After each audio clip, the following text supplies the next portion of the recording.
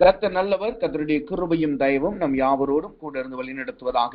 இப்பொழுது நாம் தேவ செய்திக்குள்ளாய் நாம் கடந்து செல்லுகிறோம். தேவ செய்திக்கு ஆதாரமாக வேதத்திலிருந்து ஒரு வசனத்தை நாம் வாசிப்போம். சாமுவேலின் 7வது அதிகாரம் 12வது வசனம். 1 சாமுவேலின் புஸ்தகம் 7வது அதிகாரம் 12வது வசனம். இந்த வசனம் எப்படி சொல்லுகிறது? அப்போது சாமுவேல் ஒரு கல்லை எடுத்து மிஸ்பாவுக்கும் சேனுக்கும் நடுவாக நிறுத்தி, இம்மட்டும் கர்த்தர் உங்களுக்கு உதவி செய்தார் என்று சொல்லி அதற்கு எபெனேசர் என்று பெயரிட்டான்.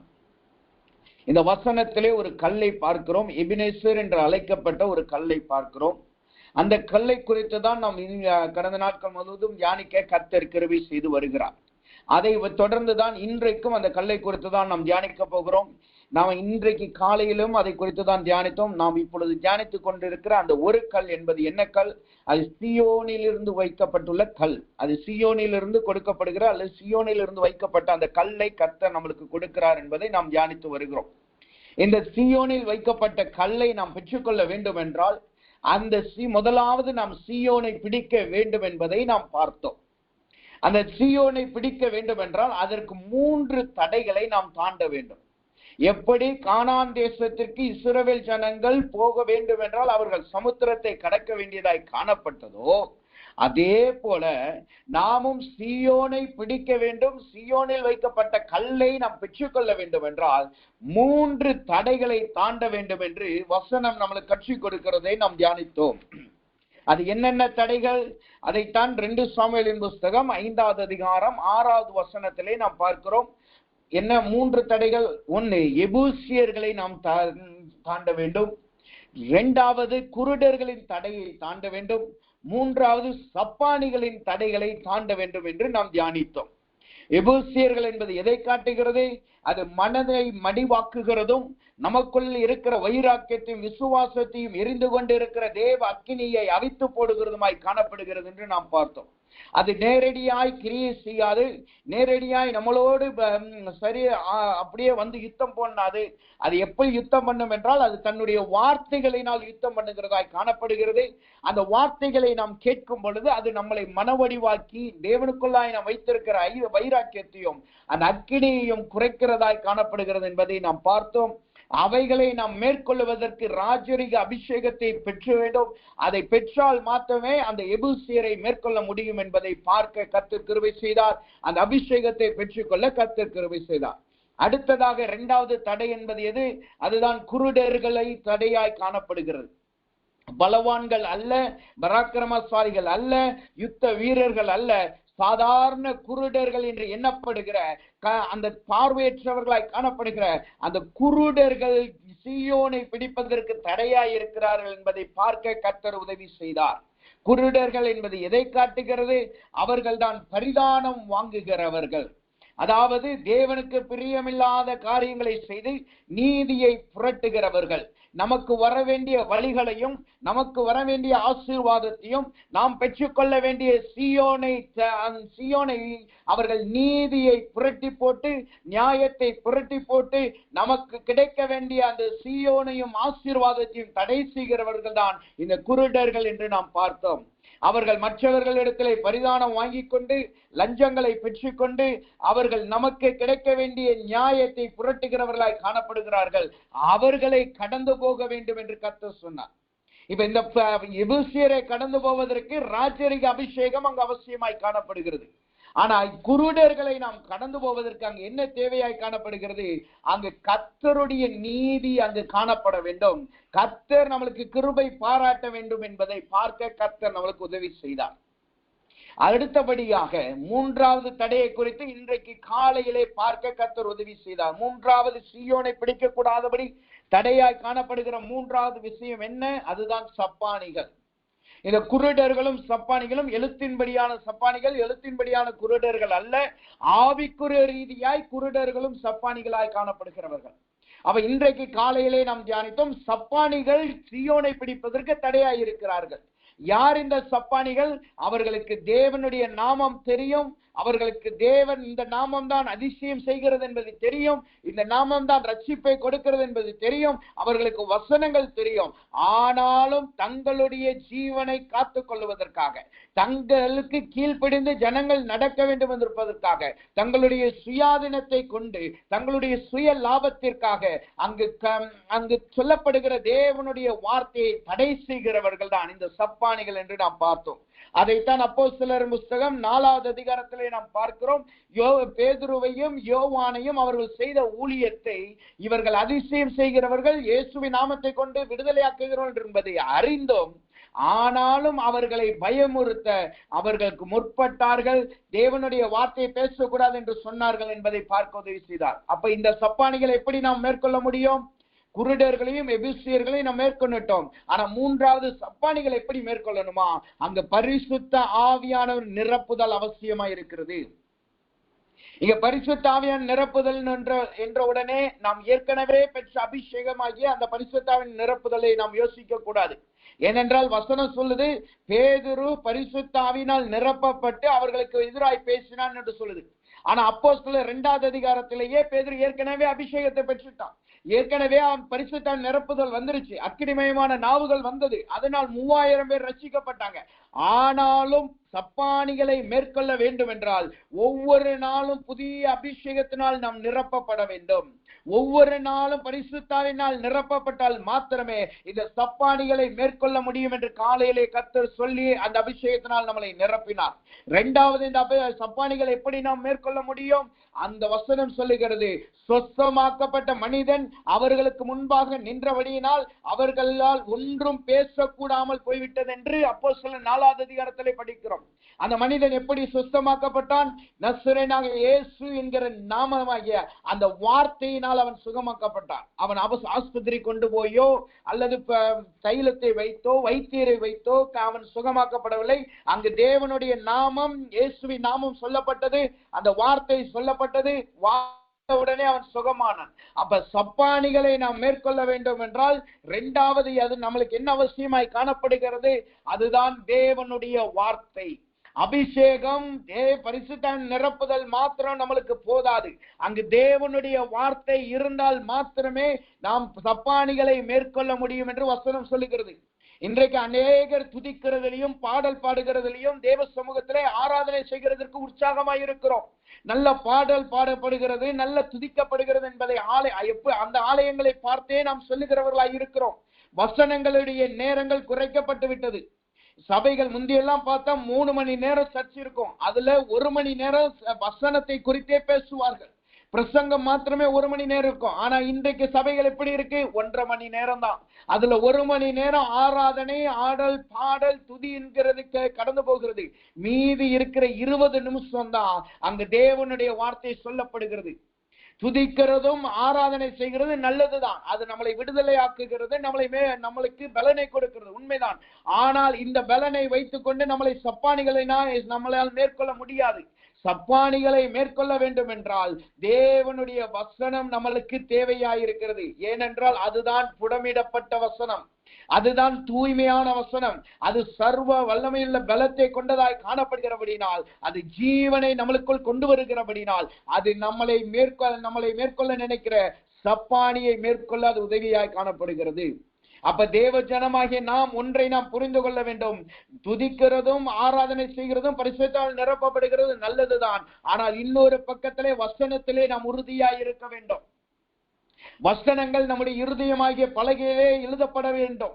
அப்படி அந்த வசனங்கள் இருந்தால் மாத்திரமே போராட்டங்களிலிருந்து நாம் ஜெயிக்க முடியும், போராட்டங்களிலிருந்து நாம் வெற்றியை பெற்றுக்கொள்ள முடியும். ஏனென்றால் இயேசுவானவரே அப்படித்தான் போராட்டத்தை ஜெயித்தார். பிசாசினால் சோதிக்கும்படி பரிசுத்தாவினால் வனாந்தரத்துக்கு கொண்டு போகப்பட்டார். யாருனால? பரிசுத்தாவியினால.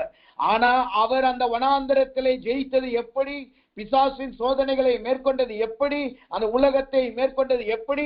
தம்முடைய அவர்களுடைய இருதயத்திலிருந்து தேவனுடைய வார்த்தையினாலே சத்துரு கொண்டு வந்த ஒவ்வொரு சோதனையும், சத்துரு கொண்டு வந்த ஒவ்வொரு போராட்டத்தையும், இயேசுவை முடக்க நினைத்த எல்லா காரியத்தையும் அவர் வசனத்தினால் மேற்கொண்டார்.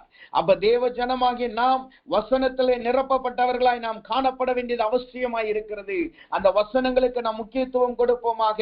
அந்த வசனங்களை எவ்வளோக்கு எவ்வளோ தேவ வசனத்தை வாசிக்க முடியும், எவ்வளோக்கு எவ்வளோ நம்மளை அதை தியானிக்க முடியுமோ அவ்வளோக்கு அவ்வளோ தியானிப்போம். அதற்கு நேரத்தை ஒதுக்குவோமாக. அப்படி ஒதுக்கினால் மாத்திரமே சப்பானிகளும் சரி உலகத்தையும் நாம் மேற்கொள்ள முடியும், ஜெயித்தவர்களாய் நாம் காணப்பட முடியும். இவைகள் எல்லாவற்றையும் இன்றைக்கு காலையிலே சப்பானியை ஜெயிக்கிறதை குறித்து பார்க்க கர்த்தர் உதவி செய்தார். அதனுடைய தொடர்ச்சியாகத்தான் இப்பொழுது அந்த சீயோனை கல்லை குறித்து நாம் பார்க்க போகிறோம். இப்ப தாவீது என்ன செய்கிறான்? அவன் எபூசியரை ஜெயித்து விட்டான், குருடர்களை ஜெயித்துட்டான், சப்பானிகளை ஜெயித்துட்டான். அந்த குருடர்கள் சப்பானிகளை ஜெயித்த உடனே என்னவாய் மாறுகிறது? வசனம் இப்படியா சொல்லுகிறது. 2 சாமுவேலின் புஸ்தகம் 5வது அதிகாரம் 9வது வசனத்தை வாசிக்கும் பொழுது அந்த வசனம் இப்படியா சொல்லுகிறது. அந்த வசனத்தை வாசிக்கிறேன். 2 சாமுவேலின் புஸ்தகம் 5வது அதிகாரம் 7வது வசனம் சொல்லுது. ஆனாலும் தாவீது சீயோன் கோட்டையை பிடித்தான், அது தாவீதின் நகரமாயிற்று. அது தாவீதின் நகரமாயிற்று. என்றைக்கு சீயோனை நாம் பிடிக்கிறோமோ, என்றைக்கு தேவனுடைய அந்த சீயோன் நம்மளுக்கு கொடுக்கப்பட்ட சீயோனை பிடிக்கிறோமோ, அன்றைக்கு தான் அந்த சீயோன் நம்முடைய நகரமாய் மாறும்.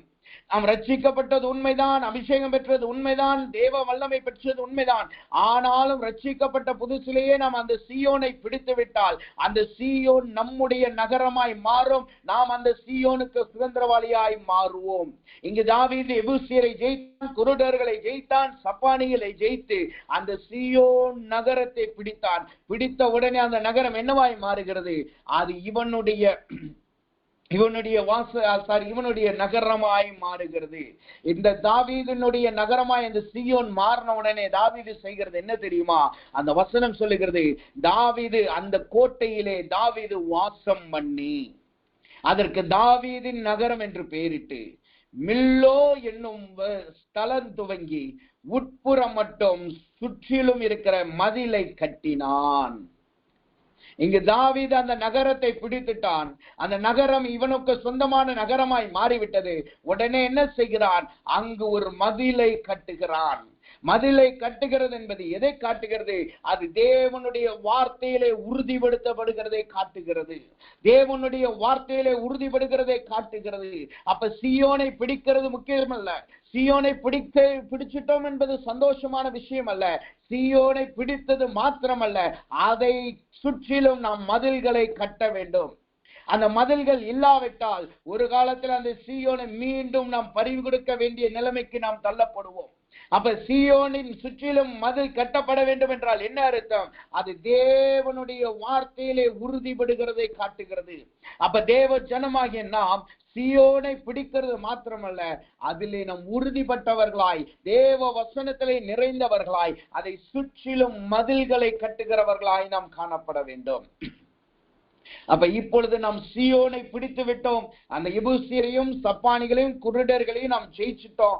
அவர்களை ஜெயிக்க வேண்டிய அபிஷேகம், வல்லமை, வார்த்தை, கிருபை எல்லாம் வந்துருச்சு. அவைகளை ஜெயித்துட்டு இப்ப சீயோனை பிடித்து அதிலே வாசம் பண்ணிட்டோம். அந்த சீயோனை பிடித்து அதிலே வாசம் பண்ண ஆரம்பித்த உடனே, மதில்களை கட்டி வாசம் பண்ண ஆரம்பித்த உடனே அங்கு என்ன நடக்கிறது? ஏசாயாவின் புஸ்தகம் 28வது அதிகாரம் 16வது வசனம் இப்படியா சொல்லுகிறது. ஏசாயாவின் புஸ்தகம் 28வது அதிகாரம் 16வது வசனத்தை வாசிப்போம். அந்த வசனம் இப்படியா சொல்லுகிறது, ஆதலால் கர்த்தராகிய ஆண்டவர் உரைக்கிறதாவது, இதோ அஸ்திபாரமாக ஒரு கல்லை நான் சீயோனிலே வைக்கிறேன். அப்ப சீயோனை நாம் சுதந்திரித்து சீயோனின் கோட்டையை நாம் பிடிச்சு அதுல வாசம் பண்ண உடனே என்ன நடக்குது? அங்கு தேவனினால் ஒரு கல் கொடுக்கப்படுகிறது. இந்த கல்லை குறித்து தான் நாம் இவ்வளவு காரியத்தை தியானித்து வருகிறோம். இந்த கல்லை பெறுவதற்காகத்தான் சீயோனை பிடிக்க வேண்டும் என்று 3 தடைகளை தாண்டி வந்திருக்கிறோம். அந்த 3 தடைகளை தாண்டி வந்த உடனே தேவன் அங்கு என்ன செய்கிறார்? அங்கு ஒரு கல்லை நமக்கு கொடுக்கிறவராய் காணப்படுகிறார். நமக்கு ஒரு கல் அங்கு கொடுக்கப்படுகிறது. அந்த சீயோனிலே இந்த கல் வைக்கப்படுகிறது. இந்த ஒரு கல் என்பதை குறித்து ஏற்கனவே 2 காரியத்தை நாம் தியானித்து விட்டோம். ஒண்ணு, இந்த ஒரு கல் வரும்போது சத்ருவை தாழ பண்ணுகிறது. 2வது, இந்த ஒரு கல் வரும்போது அது நம்மளை சீர்படுத்தி நம்மளை தேவனுக்கு முன்பாய் அவருடைய கோபாக்கினிலிருந்து நம்மளை விலக்குகிறதாய் காணப்படுன்னு பார்த்தோம். அதன் தொடர்ச்சியாக தான் இப்ப பார்க்கிறோம், சீயோனிலே ஒரு கல் நம்மளுக்கு கொடுக்கப்படுகிறது. இந்த கல் வந்த உடனே என்ன நடக்குதா, இந்த கல்லினுடைய மகத்துவம் என்ன தெரியுமா? இந்த கல் 2 விதமாய் செயல்படுகிறது. ஏற்கனவே பார்த்த ஒரு கல் என்பது அதுக்கென்று ஒரு தன்மைதான் இருந்துச்சு. ஆனா இந்த கல், இந்த சியோனில் வைக்கப்படுகிற கல்லுக்கு மாத்திரம் 2 விதமான தன்மைகள் இருக்கிறது, 2 விதமான குணாதிசயங்கள் இருக்கிறது. என்ன குணாதிசயம்? வசனம் சொல்லுது, ரோமர் புஸ்தகம் நாம் ஏற்கனவே வாசித்த ஏசாயாவின் புஸ்தகம் 28:16 வாசித்தோம் என்றால் அந்த வசனம் சொல்லுது, இதோ அஸ்திபாரமாக ஒரு கல்லை நான் சீயோனிலேயே வைக்கிறேன். அப்ப இந்த சீயோனின் கல்லின் முதல் குணாதிசயம் அல்லது அதனுடைய ஒரு குணாதிசயம் என்னவா? அது ஒரு அஸ்திபார கல்லாய் காணப்படுகிறது. சீயோனின் கல்லை பெற்றவர்களுக்கு ஒரு அஸ்திபாரம் கொடுக்கப்படுகிறது. அவர்களுக்கென்று அஸ்திபாரம் கொடுக்கப்படுகிறது, அஸ்திபாரத்தின் கல் கொடுக்கப்படுகிறது. அதிலே அவர்களை கட்ட வேண்டும் என்று கர்த்தர் விரும்புகிறார்.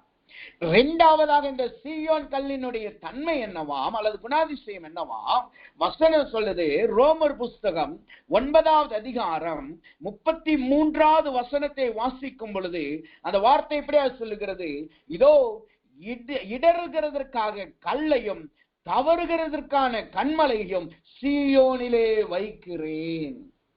2வது, இந்த சீயோன் கல்லினால் வருகிற தன்மை அல்லது சீயோன் கல்லினுடைய மகத்துவம் என்னவாம், அதனுடைய குணாதிசயம் என்னவாம்?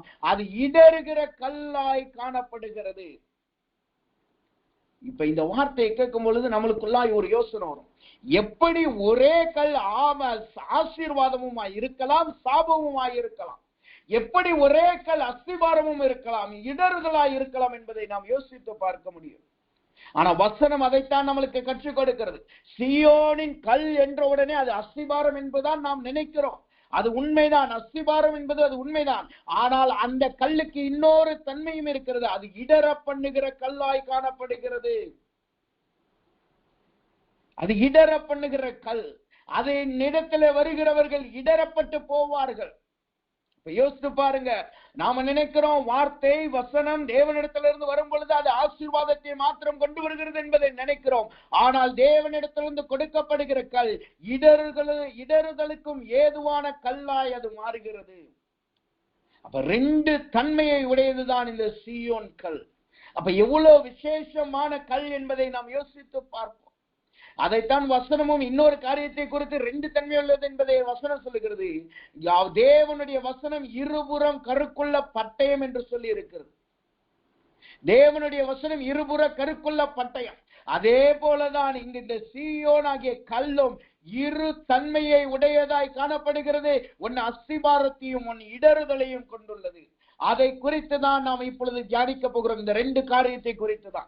அந்த 2 காரியத்தை தியானித்து தேவனிடத்திலிருந்து இந்த சீயோனின் கல்லை இன்று இரவு நாம் பெற்றுக்கொள்ள போகிறோம். அப்ப இங்க 2 காரியம் சொல்லிருக்க, அஸ்திபாரம், இடறுதல். அதுல முதலாவதாக இடறுதலின் கல்லின் தன்மையை குறித்து நாம் பார்ப்போம், அல்லது சீயோன் கல்லின் இடறுதலின் தன்மையை குறித்து நாம் பார்ப்போம்.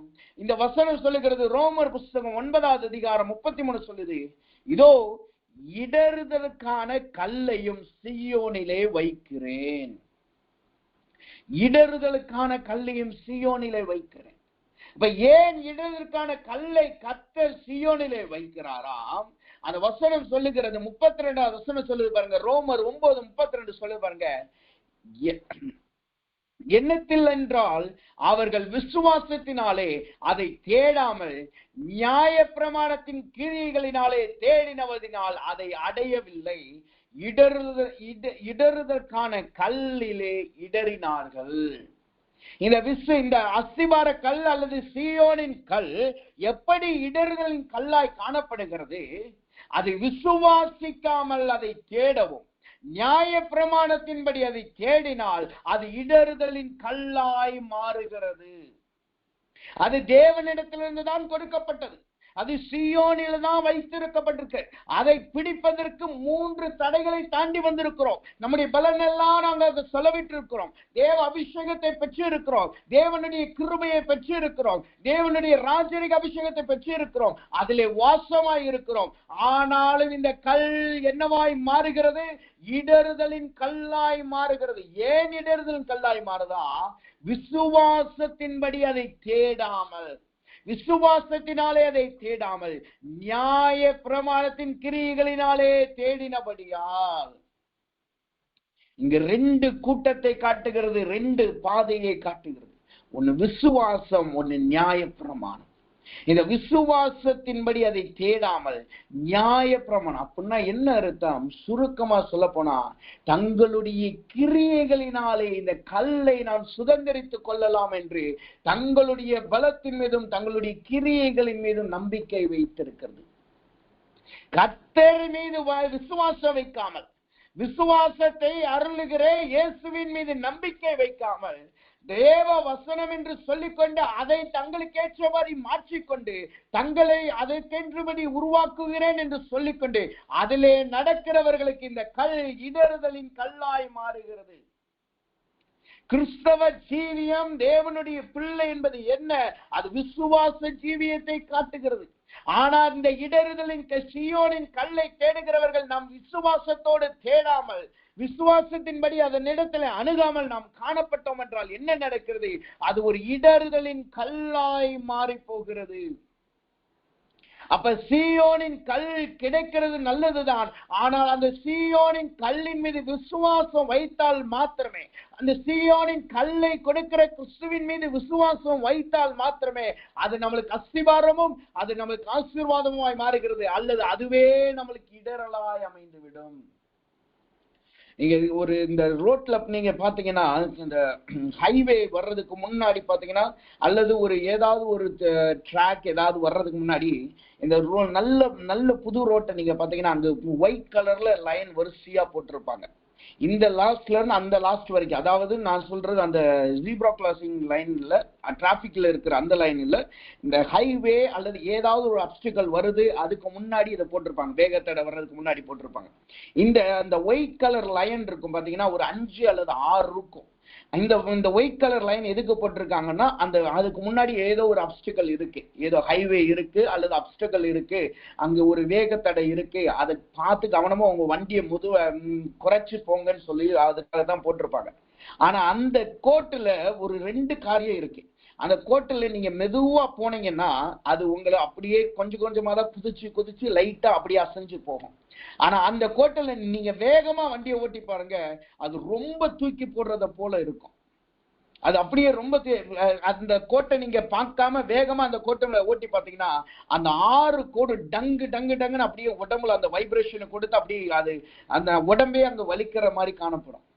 அதுல ஏனென்றால் அந்த கோடு கொடுக்கப்பட்டதற்கான காரணம் எதுக்கென்றால், எதிராக ஒரு அப்டிக்கல் இருக்கு, எதிராக ஒரு பாதை, இன்னொரு பாதை வருது, நீங்க கவனமாய் செல்ல வேண்டும் என்று அந்த கோடு கொடுக்கப்பட்டுள்ளது. அதே போலதான் தேவன் சீயோனில் வைக்கிற கல்லும். சீயோனில் வைக்கிற கல் சாதாரண கல் அல்ல. அது யாரை குறிக்கிறது? கிறிஸ்துவை குறிக்கிறது. அப்ப கிறிஸ்துவை பின்பற்றுகிற நாம் நியாயப்பிரமாணத்தின் வசனத்தை எடுத்துக்கொள்ளுகிறது நல்லதுதான். ஆனால் அங்கு விசுவாசம் இருந்தால் மாத்திரமே அந்த சீயோனின் கல் நமக்கு அது ஆசீர்வாதத்தின் கல்லாகவும் அஸ்திபார கல்லாய் மாறும். இல்லாவிட்டால் அது இடறுதலின் கல்லாய் மாறும். அப்ப தேவ சமூகத்துல வந்திருக்கிற நாம் இன்றைக்கு நம்முடைய நிலைமை எப்படி இருக்கு? நாம எவ்வளவுக்கு எவ்வளவு தேவன் மீது விசுவாசம் வைத்து இருக்கிறோம், எவ்வளவுக்கு எவ்வளவு தேவன் மீது கர்த்தருக்குள்ளாய் நாம் விசுவாசம் உள்ளவர்களாய் காணப்படுகிறோம். நாம் ரட்சிக்கப்பட்டுட்டோம், அபிஷேகத்தை பெற்றுட்டோம், எபிரேயர்களை தாண்டிட்டோம், குருடர்களை தாண்டிட்டோம், சப்பானிகளை தாண்டிட்டோம். எல்லாம் உண்மைதான். அதை தாண்ட செய்தவர் கர்த்தர் தான். ஆனால் அதை தாண்டின பின்பாக உங்களுடைய விசுவாசம் எங்கு இருக்கிறது? நான் எபிரேயர்களை தாண்டிட்டேன், நான் குருடர்களை தாண்டிட்டேன், நான் சப்பானியை தாண்டிட்டேன், நான் பலவான் என்று உங்கள் பலத்தின் மீது நம்பிக்கை வைத்தவர்களா இருக்கிறீர்களா? அல்லது அதை தாண்ட வைத்த கர்த்தர் மீது நம்பிக்கையா இருக்கிறோமா? இன்றைக்கு அநேக ஊழியக்காரர்களும் சரி, அநேக தேவ பிள்ளைகள் இப்படிதான் இருக்கிறாங்க. கொஞ்சம் நல்ல ஊழியம் வளர்ந்துருச்சு, கொஞ்சம் கர்த்தருக்குள்ள வளர்ந்துட்டாங்க, கொஞ்சம் நல்ல வசனம் தெரிஞ்சிருச்சு, நல்லா ஜெபிக்க ஆரம்பிச்சுட்டாங்க, எல்லாரும் முன்னாடி நல்ல வசனத்தை பேச ஆரம்பிச்சுட்டாங்க, எல்லாரும் முன்னாடி நல்ல ஜெபிக்க ஆரம்பிச்சுட்டாங்கன்னா உடனே என்ன வரும் தெரியுமா அவங்க வாயில இருந்து? என்னை எங்க விட்டாலும் நான் பிரசங்கம் பண்ண எனக்கு தெரியும், நான் போனேன்னா என்ன பின்பற்றுறதுக்கு ஒரு கூட்டம் இருக்கு, நான் போய் பிரசங்கம் பண்ணேன்னா என் வார்த்தையை கேட்டு அழுகிறதுக்கு ஒரு கூட்டம் இருக்கு, நான் எவ்வளவு நேரம் ஜெபிக்கிறேன் தெரியுமா, நான் எவ்வளவு நேரம் உபவாசிக்கிறேன் தெரியுமா, நான் எவ்வளவுக்கு எவ்வளவு கர்த்தரோடு உடனே ஒட்டி சேர்ந்திருக்கிறேன் தெரியுமா என்று சொல்லி தங்களுடைய பலனையும் தங்களை குறித்து மேன்மை பாராட்டுவார்கள். ஆனா வசனம் என்ன சொல்லுகிறது தெரியுமா? உங்களுடைய விசுவாசம் கர்த்தர் மீது இருக்கணும். உங்களை பின்பற்றி ஒரு கூட்டமே வரலாம், உங்களை பின்பற்றி ஒரு சேனையே வரலாம், உங்க வார்த்தையே நீங்க பேசுகிற உங்களால் பகிரப்படுகிற பிரசங்கத்தின் மூலமாய் அநேகர் ரட்சிக்கப்படலாம். ஆனால் ரட்சிக்கிறது நீங்கள் அல்ல, அது கர்த்தர். நீங்க பேசுகிற வார்த்தையினால், உங்க வார்த்தையினால் அவர்கள் அழுகிறது அல்ல, அது தேவனுடைய பரிசுத்த ஆவியானவர் கிரியை செய்கிறபடியினால். நம்ம சப்பானிகளையும் குருடர்களையும் எபிசியர்களையும் தாண்டி வந்தது நம்முடைய பலன் அல்ல, அது கர்த்தருடைய பரிசுத்த ஆவியானவரின் அபிஷேகமும் அவருடைய கிருபையும் அவருடைய வார்த்தையும் மாத்திரமே. அதை நாம் ஒரு நாளும் மறந்து போக கூடாது. நம்ம வாயிலிருந்து என்னுடைய பலத்தினால நான் நினைச்சா இதை செய்ய முடியும் என்று ஒரு காலமும் நாம் சொல்லக்கூடாது. இன்றைக்கு அநேகர் சொல்றாங்க, நான் ஜெபித்தா இது நடக்கும் என்று சொல்லுகிறார்கள், நான் ஜெபித்தா இது கண்டிப்பா நடக்கும். ஆனா ஒன்றை நாம் புரிந்து கொள்ள வேண்டும், கர்த்தருடைய சித்தம் அங்கே இல்ல, கர்த்தருடைய கிருபை அங்கே இல்ல, கர்த்தர் நம்முடைய ஜெபத்தை அங்கீகரிக்காவிட்டால் அது அங்கு நடக்கவே நடக்காது. இன்றைக்கு அநேக போதகர் சொல்லுகிறார்கள், நான் நிறைய பேருக்கு இன்றைக்கு மட்டும் கிடையாது, வரலாற்றை நீங்க திரும்பி பார்த்தீங்கன்னா கொஞ்சம் நல்லா வளர்ந்த உடனே சொல்லுவாங்க, நானே கிறிஸ்து, என் வார்த்தையை கேளுங்க கர்த்தர் உங்களை நடத்துவார், என் வார்த்தையை கேளுங்க நீங்க பரலோகத்துக்கு போயிருவீங்க. ஆனா ஒன்றை நான் புரிந்து கொள்ள வேண்டும், கர்த்தருடைய வசனம் மாத்திரமே நம்மளை ரட்சிக்கும். அதை தவிர ஒரு நாமமும் நம்மளை ரட்சிக்காது, ஒருவருடைய பலமும் நம்மளை ரட்சிக்காது, ஒருவருடைய கிருபையோ ஒருவருடைய தயவும் நம்மளை ரட்சிக்காது. இது எல்லாமே சாத்தானுடைய தந்திரங்கள். சாத்தான் இயேசுவின் இடத்துல என்ன சொன்னான்? இந்த கல்லை அப்பமாக்கும் என்று சொன்னான். ஏனென்றால் அவருக்கு தெரியும் கர்த்தர் இயேசு ஜெபித்தால் இந்த கல் அப்பமாக்கப்படும். ஆனால் அவர் அப்பமாக்கவில்லை. ஏன் தெரியுமா? அது சாத்தானுடைய வஞ்சனை என்பதை அவர் உணர்ந்து கொண்டார். அவருடைய நோக்கத்தில் அவர் பொறுமையாய் ஓடினார். அவர் அழைக்கப்பட்ட அழைப்பிலே பொறுமையாய் இருந்தார். அவர் மனிதனிடத்திலே தேவகுமாரனாய் மனுஷகுமாரனாய் வந்தார். தன்னுடைய வல்லமையை தனக்கு வெளிப்படுத்தவும், தனக்கு கொடுக்கப்பட்ட தாளந்துகளை, தனக்கு கொடுக்கப்பட்ட வல்லமைகளை தன்னை காத்துக் கொள்வதற்கு அவர் ஒரு காலமும் பயன்படுத்தவில்லை. அநேகர் அன்னைக்கு ஒரு நாள் ஒரு பகுதியிலே டிராவல் பண்ணிக்கிட்டு இருக்கும்போது ஒரு கேள்வி கேட்டார். என்ன தெரியுமா? அநேக மற்ற மார்க்கத்தார் சொல்றாங்களே இயேசுதான் தெய்வம் என்று சொல்லியிருந்தா, ஏன் இயேசு நான் தான் தெய்வம் என்று சொல்லல? நான் தான் தெய்வம், நீங்க என்னைதான் கும்பிடணும்னு சொல்லி ஏசு சொல்லல என்று சொல்லி கேட்டார். அப்படி சொல்லியிருந்தா எத்தனையோ பேர் ரட்சிக்கப்பட்டிருப்பாங்களே, இன்னைக்கு அநேகர் இப்படி சொல்ல தேவையில்லையே அப்படின்னு சொல்லி சொன்னார். மற்ற மார்க்கத்தார் தெளிவான வார்த்தையில பேச தேவையில்லைன்னு சொன்னார். அப்ப நான் ஒரு வார்த்தையை கர்த்தர் கொடுக்க எனக்கு ஒரு ஞானத்தை கொடுத்தார். கர்த்தர் செய்தார் என்ன தெரியுமா? அவர் இடத்துல சொன்ன காரியம் என்னவென்றால், இயேசு வந்த நோக்கம் நான் தான் தெய்வம் என்பதை காண்பிப்பதற்காக அல்ல. இயேசு வந்ததற்கான நோக்கம் தான் அடிக்கப்பட்டு தன் இரத்தத்தை சிந்தி பாவிகளை ரட்சித்து பிள்ளைகளை பிதாவின் இருதயத்திற்கு திருப்பவே அவர் வந்தார். அந்த நோக்கத்தில் அவர் உறுதியா இருந்தபடியால்தான் எங்கேயுமே சிலுவையிலிருந்து அவர் இறங்கி வரல, எங்கேயும் தான் தெய்வம் என்பதை வெளிப்படையா அங்கு சொல்லவே இல்லை என்று சொன்னார். ஏனென்றால் இயேசு வந்ததற்கான நோக்கம் வேறு.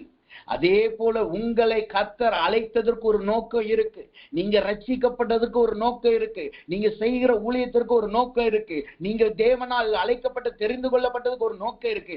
அது என்ன நோக்கம்? கர்த்தரையே மகிமைப்படுத்த வேண்டும். நீங்க மற்றவர்களை ரட்சிப்பதற்கு காட்டிலும், மற்றவர் பெரிய ஊழியத்தை செய்வதை காட்டிலும் நீங்கள் தேவனை மாத்திரம் மகிமைப்படுத்தி பாருங்க. அது உங்களுக்கு சியோனிலே ஒரு கல்லை கொடுக்கும். அந்த கல் உங்களுக்கு இடர்தான் இடறுதலா இல்லாமல் அது ஒரு அஸ்திபாரத்தின் கல்லாய் மாறி போகும். இந்த சீயோனின் கல் யாருக்கு இடறுதலாய் மாறுதா? வசனம் சொல்லுது. அதே 33வது வசனம் சொல்லுகிறது. ரோமர் புஸ்தகம் 9:33 சொல்லுகிறது, விசுவாசியாமல் இருக்கிறவனுக்கு இடறுதலின் கல்லாய் மாறுது.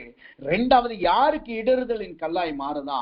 1 பேதுருவின் புஸ்தகம் 2வது அதிகாரம் 7வது வசனத்தை வாசிக்கும் பொழுது அந்த வசனம் இப்படியே சொல்லுகிறது, விசுவாசிக்கிற உங்களுக்கு அது வெளியேறப்பட்டதும் கீழ்ப்படியாமல் இருக்கிறவனுக்கோ வீட்டை கட்டுகிறவர்களால் தள்ளப்பட்ட பிரதான மூளைக்கல்லாகிய அந்த கல் இடறுதலுக்கு ஏதுவான கல்லும். இடறுதலுக்கு ஏதுவான கல்லும் யாருக்கு? கீழ்ப்படியாமல் கட்டடத்தை கட்டுகிறவர்கள், கீழ்ப்படியாமல் வீட்டை கட்டுகிறவர்கள். வீடு கட்டப்படுவது முக்கியம் அல்ல, வீடு கட்டப்படுவது முக்கியமல்ல, அங்கு தேவனுடைய வார்த்தைக்கு கீழ்ப்படுகிறோமா என்பதுதான் முக்கியம். கர்த்தர் எவ்வளவு பெரிய வீடு நீங்க கட்டுனீங்க, எவ்வளவு பெரிய எத்தனை ஃப்ளோர் வச்சு கட்டுனீங்க, எத்தனை மாடி கட்டுனீங்க என்று தேவன் பார்க்க மாட்டார். அவருடைய வார்த்தைக்கு நீங்கள் கீழ்ப்படுகிறீர்களா என்பதை தான் தேவன் பார்ப்பார். இதனாலதான் சொன்னாங்க இயேசுவின் இடத்துல, உம்முடைய நாமத்தினால் நாங்கள் பிசாசுகளை துரத்தினோம், உம்முடைய நாமத்தினால் தீர்க்கதரிசனம் உரைத்தோம் என்று சொன்னார்கள். உடனே இயேசு என்ன சொன்னார் தெரியுமா? நான் உங்களை அறியேன் என்று சொன்னார். இன்றைக்கு அநேகர் கட்டடம் கட்டுறதுலயும் எழுப்பி கட்டுறதுல தான் முக்கியத்துவமா இருக்கும். நான் கட்டடங்கிறது எழுத்தின்படியான கட்டடத்தை சொல்லல, தங்களுடைய வளர்ச்சி தங்களுடைய உயர்வை தான் நாம நோக்கி இருக்கிறோம். ஆனா தேவனுடைய அழைப்பு, தேவனுடைய வார்த்தை என்பது என்ன, அதுக்கு கீழ்ப்படியணும் என்பதை நோக்கத்தை நாம் மறந்து போனவர்களாய் காணப்படுகிறோம். இதனாலதான் தொடக்கத்துல இருக்கிற ரட்சிக்கப்பட்ட புதுசுல இருந்த நல்ல வல்லமைகள், கிருபைகள் அப்படியே காலம் செல்ல செல்ல மங்கி போகிறது. ஏனென்றால் ரட்சிக்கப்பட்ட புதுசு பயம் இருந்திருக்கும், கர்த்தருடைய வார்த்தை கீழ்ப்படிவோம். அப்படியே கொஞ்சம் வளர வளர வளர நம்மை கொண்டு கர்த்தர் பயன்படுத்துகிறார் என்கிற எண்ணம் வந்து வந்து வந்து அது அப்படியே தேவனுக்கு கீழ்ப்படுகிற அனுபவத்தை விட்டு நம்மளை விலக்குகிறதாய் காணப்படுகிறது. அப்ப தேவ சமூகத்துல வந்திருக்கிற நாம் மிகவும் எச்சரிக்கையாய் காணப்படணும். கர்த்தர் சீயோனின் கல்லை கொடுக்கிறார். ஆனா அந்த நாம் பெற்றுக்கொள்ளுகிற கல் நமக்கு இடறுதலா இருக்கா அல்லது அஸ்திபாரமா இருக்கா என்பதை நாம தான் முடிவு பண்ணுகிறோம். கர்த்தர் சீயோன்ல இருந்து கல்லை கொடுக்கிறார், அது உண்மைதான். ஆனால் அந்த கல் இடறுதலுக்குரிய கல்லா அது அஸ்திபார கல்லா என்பதை நாம் நிதானித்து பார்க்க வேண்டியது. அதை நம்மளுடைய கிரியையின்படிதான் அது கிரியை செய்கிறது. இதற்கு ஒரு நல்ல உதாரணம் இருக்குது. என்ன உதாரணம் தெரியுமா? விசுவாசிக்காமல் நியாயப்பிரமாணத்தை பின்பற்றினதுனால நடந்த ஒரு காரியத்தை வேத வசனம் நம்மளுக்கு கற்றுக் கொடுக்கிறது. அது எங்க இருக்கிறது? மத்தேயுவின் புஸ்தகம் 19வது அதிகாரம் 16வது வசனத்திலிருந்து 22வது வசனம் வரைக்கும் வாசித்து பார்த்தால் அங்கு ஒரு மனிதனை, ஒரு வாலிபனை பார்க்கிறோம். அவன் இயேசுவின் இடத்துல அவன் சொல்லுகிறான், நல்ல போதகரே, நித்திய ஜீவனை அடையும்படி நான் எந்த நன்மையை செய்ய வேண்டும் என்று கேட்டான். இங்க வந்த உடனே அவன் சொல்லுகிற வார்த்தை பாருங்க, நல்ல போதகர்னு சொல்றான். 2வது ஒரு வார்த்தை அவன் வாயிலிருந்து வருகிறது பாருங்க, நித்திய ஜீவனை அடைய நன்மை செய்ய வேண்டும். நித்திய ஜீவனை அடையும்படி நான் எந்த நன்மை செய்ய வேண்டும்? அவன் நித்திய ஜீவனை அடையும்படி என்ன செய்ய வேண்டும் என்று அங்கு கேட்கல. அவன் கேட்கிறதை பாருங்க, என்ன நன்மை செய்ய வேண்டும். அப்ப அது எதை காட்டுகிறது? அவன் கர்த்தருக்குள்ளாய் ஆவிக்குரிய வழியிலே அவன் கட்டப்படாமல் அவன் நினைத்தான், நான் நன்மை செய்தால் பரலோகத்துக்கு போக முடியும், நான் நன்மை செய்தால் நித்திய ஜீவனை அடைய முடியும். ஆனா தேவ ஜனமாகிய நாம் ஒன்றை நாம் புரிந்து கொள்ள வேண்டும். நன்மை செய்வது என்பது அது தேவனுக்கு பிரியமானது, அது உங்களுக்கு வருகிற பலன். ஆனால் அது உங்களை நித்திய ஜீவனுக்கு கொண்டு செல்லாது. நித்திய ஜீவனுக்கு கொண்டு செல்லுகிறது கிறிஸ்துவின் ரட்சிப்பாகிய கிருபை மாத்திரமே.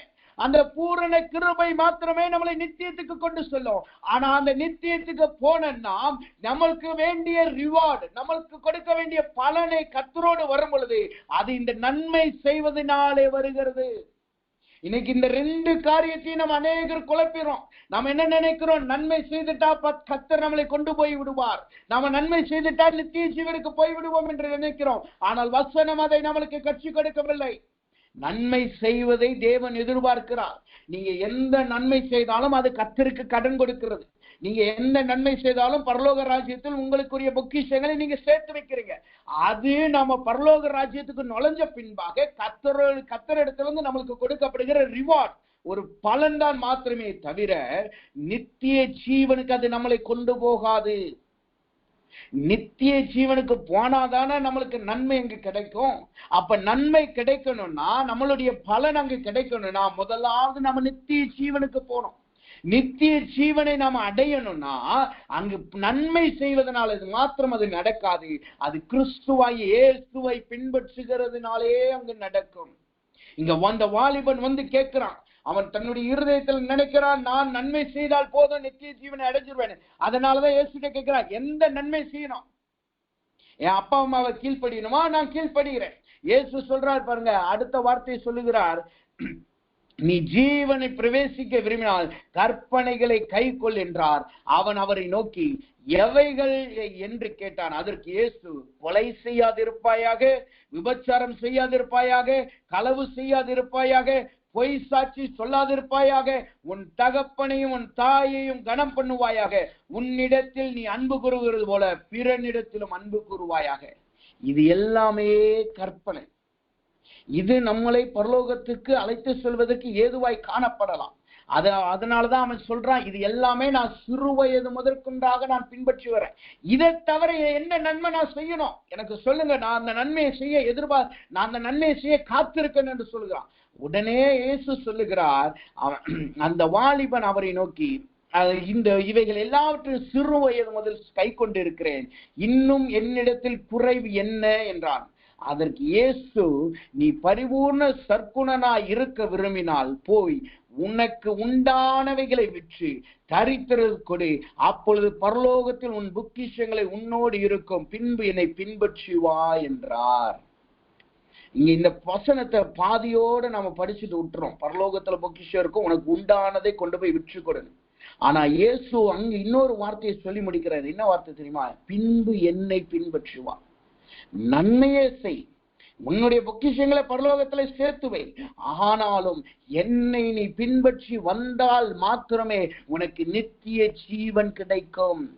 நாம இங்க அந்த வசனத்துல அந்த நன்மையை செய்யணுங்கிறத மாத்திரம் பார்த்து விட்டு விடுகிறோம். ஆனால் இயேசு என்ன சொல்லுகிறார்? நீ நன்மையும் செய்யணும், நீ உன் பொக்கிஷங்களை பரலோகத்தில் சேர்த்தும் வைக்கணும், ஆனாலும் என்னை நீ பின்பற்றி வந்தால் மாத்திரமே நீ பரலோக ராஜ்யத்துக்குள் பிரவேசிக்க முடியும். அப்படின்னா இது எதை காட்டுகிறது? இயேசுவை விசுவாசிக்கிறதை காட்டுகிறது. அப்ப இன்றைக்கு தேவ பிள்ளைகளாகி நாம் இன்றைக்கு நன்மை செய்கிறதோடு நாம் நிறுத்தி விடுகிறோமா? நியாய பிரமாணங்களை பின்பற்றுகிறத நிறுத்தி விடுகிறோமா? ஜெபம் செய்கிறது, ஜெப வேலையில ஜெபம் செய்கிறது, வேத வாசிக்கிற வேலையில வேத வாசிக்கிறது, சபைக்கு போற நேரத்துல சபைக்கு போறது, வெள்ளையை கொள்ளுவது, நம்முடைய சபைகளில் கற்றுக்கொள்ளுகிற எல்லா பிரமாணங்களை பின்பற்றுகிறோம். ஆனாலும் கர்த்தருக்குள்ளாய் இருக்கிற விசுவாசம் எங்கே இருக்கிறது? அந்த விசுவாசம் இருந்தால் மாத்திரமே நாம் பரலோக ராஜ்யத்தை சுதந்திரிக்க முடியும். அது நம்மளுக்கு ஆசீர்வாத கல்லாய் நம்மளுக்கு மாறும். நம்ம தேவனுக்குள்ளாய் விசுவாசம் வைத்தவர்களாய் காணப்படணும். எப்படி விசுவாசம் இருக்கணுமா? அந்த வசனம் சொல்லுது, அதே வசனம் சொல்லிக் கொடுக்குது, நீ பரிபூர்ண சற்குணனாய் இருக்க விரும்பினால் உனக்கு உண்டானவைகளை விற்று தரித்திரருக்கு கொடு. உனக்கு உண்டானவைகளை விற்று அப்படின்னா என்ன அர்த்தம்? உன்னுடைய பலத்தினால் அல்ல, என்னுடைய பலத்தை நம்பி நீ புறப்பட்டு வா. உனக்கு எனக்கு ஆஸ்தி இருக்கு, அந்தஸ்து இருக்கு, நான் ஊழியத்துக்கு போனா அது எனக்கு உதவி செய்யும் என்று நீ என்னை பின்பற்றி வராத. எனக்கு ஆஸ்தி இருக்கு, அந்தஸ்து இருக்கு, நான் கிறிஸ்தவனாய் மாறினால், இயேசுவை பின்பற்றினால் அது எனக்கு என்னைக்காவது எனக்கு போராட்டம் வந்தா அது எனக்கு உதவி செய்யும் என்று என்னை பின்பற்றி வராது. அவைகளை விற்று தரித்திரர்களுக்கு கொடுத்துட்டு என்னை நீ பின்பற்றி வா என்று சொல்லு. இதை சுருக்கமா சொல்ல போனா, உன்னுடைய போராட்டத்திலும் உன்னுடைய எல்லாமையிலும் உன்னை நடத்துகிற கர்த்தரை நோக்கி நீ பின்பற்றி வா என்று அந்த வாலிபனுக்கு கர்த்தர் சொல்லுகிறார். அதே வார்த்தையை தான் இன்றைக்கு நமக்கு சொல்லுகிறார். நீங்க உங்க பலத்தை நம்பி வராதீங்க, உங்க பொருளாதாரத்தை நம்பி வராதீங்க, உங்களுக்கு கொடுக்கப்பட்ட ஆசிரியம் அந்தஸ்தை நம்பி வராதீங்க, உங்களுடைய ஞானத்தை நம்பி வராதீங்க. என்னை பின்பற்றி என்னை விசுவாசித்து வா, சகலத்தையும் நான் உங்களுக்கு கொடுக்க வல்லவராய் இருக்கிறேன் என்று கர்த்தர் சொல்லுகிறார். நாங்க ஈக்குவடார் தேசத்துல ஊழியம் பண்ணுகிறோம். எங்களுக்கு அங்கு வருஷத்துக்கு 3 டீம் வருவார்கள். இந்த 3 டீமும் நம்ம அமெரிக்கா என்று சொல்லுகிற அந்த ஸ்டேட்ஸ்ல இருந்து வருவாங்க. அமெரிக்காங்கிறது ஒரு கண்டம் தான். அது வட அமெரிக்கா, தென் அமெரிக்கான்னு 2ஆ பிரிக்கு.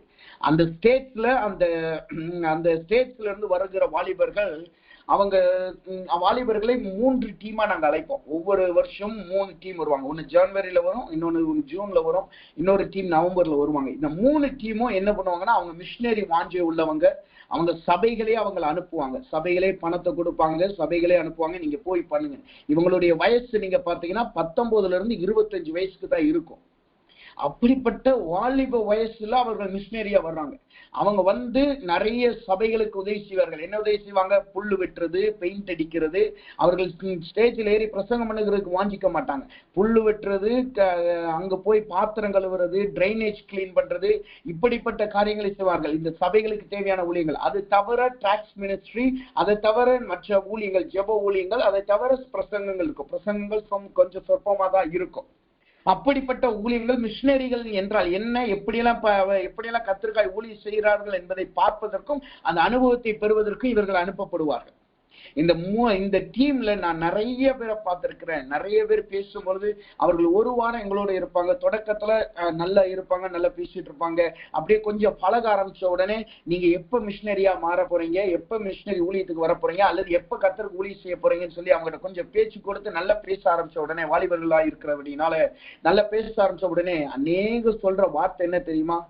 நான் வாலிபனா இருக்கிறேன், இன்னைக்கு எனக்கு நான் 1 மணி நேரத்துக்கு $250 $20 எனக்கு கொடுக்குறாங்க. அதனால 10 மணி நேரம் வேலை செஞ்சா $250 எனக்கு கிடைக்கும். ஒரு 10 மணி நேரத்துக்கு 20,000 30,000 கிடைக்கும் இந்திய மதிப்புல. அப்படியே எனக்கு இருக்கிற காசை வச்சு நான் கொஞ்சம் கொஞ்சமா பணத்தை சேர்த்து, நான் பணத்தை நல்ல பேங்க்ல சேர்த்து வச்சுட்டு நான் ஊழியத்துக்கு வரேன்னு சொல்லுவாங்க. நான் என் பலம் இருக்கிற வரைக்கும் நல்ல வேலை பார்க்கிறேன். அந்த பலனை நான் என் பலனை வேலைக்கு கொடுத்து பணத்தை சேர்த்து வச்சுட்டு, எனக்கு கொஞ்சம் பலன் குறையும் போது அந்த பணத்தை வச்சு நான் ஊழியம் பண்றேன்னு சொல்லுவார்கள். இப்ப இவர்களுடைய நம்பிக்கை எங்க இருக்கு? அவங்க மிஷினரியா தான் வந்தாங்க, நாங்க தவறு சொல்லல. அவர்கள் ஊழியத்துக்கு வந்தாங்க, அவர்கள் தவறு சொல்லல. ஆனால் அவர்களுடைய நம்பிக்கை எங்க இருக்கு? தங்களுடைய பலத்தின் மீது இருக்கு. இதற்காகத்தான் நாங்க அன்னைய நாங்க இதை கேட்டோம். அடுத்த டீம்ல இருந்து ஒவ்வொரு டீம் வந்தாலும் அவர்களுக்கு நாங்க பைபிள் ஸ்டடி எடுப்போம். எது ஊழியம், எப்படி கர்த்தரை நம்புகிறது, எப்படி கர்த்தரை விசுவாசிக்கிறது. நாங்க இங்க விசுவாச ஊழியம் தான் செய்யறோம், எங்களை கர்த்தர் நடத்துகிறார், உங்களையும் நடத்த வல்லவரா என்று சொல்லி கடைசி நாள் போறதுக்கு முன்பாக அவர்களை ஆவிக்குள்ளாக பலப்படுத்தி விசுவாச வாழ்க்கை என்னன்னு கற்றுக் கொடுத்து அவர்களை வசனத்தை வைத்து கட்டி நாங்க அனுப்புவோம். இது கர்த்தரா எங்களுக்கு கொடுத்த ஞானம். இதுல நான் என்ன சொல்ல விருப்பப்படுகிறேன், இன்றைக்கு அநேகருடைய சிந்தனை இதுதான். நான் என் பலத்தை கொடுத்து நான் ஊழியம் செய்ய விருப்பப்படுகிறேன், ஆனா எனக்குன்னு ஒரு டெபாசிட் இருக்கணும். நான் என் கர்த்தருக்காய் ஊழியம் செய்ய விருப்பப்படுகிறேன், என் ஜீவனை கொடுக்க விருப்பப்படுகிறேன், ஆனா எனக்கு ஒரு பேங்க் அக்கௌண்ட் இருக்கணும், எனக்குங்கிற பொருளாதாரம் இருக்கணும். திடீர்னு கர்த்தர் கொடுக்கலன்னா நான் எங்க போவேன்? திடீர்னு என் வீட்டுல சாப்பாடு இல்லைன்னா எங்க போவேன்? திடீர்னு ஒண்ணும் இல்லைன்னா நான் எங்க போவேன் என்று சொல்லி தங்களுடைய பலனை நம்பி கர்த்தருடைய மீது வைத்திருக்கிற விசுவாசம் குறைவுபட்டு காணப்படுகிறது. ஆனால் இன்றைக்கு இந்த வசனத்தை சொல்லுகிற என்னை கொண்டு கர்த்தர் சொல்லுகிறபடினால், நான் தேவனுக்கு முன்பாய் சாட்சியா இருக்கிறபடினால் நான் சொல்லுகிறேன், கர்த்தர் ஒரு நாளும் உங்களை வெட்கப்படுத்த விடுவது இல்லை. நாங்க உபத்திரவத்துல போயிருக்கோம், இல்லாமல போயிருக்கோம், சாப்பாட்டுக்கு இல்லாம கூட இருந்திருக்கிறோம். ஆனாலும் ஒரு நாளும் தேவன் எங்களை வெட்கப்பட்டு போக செய்யவில்லை.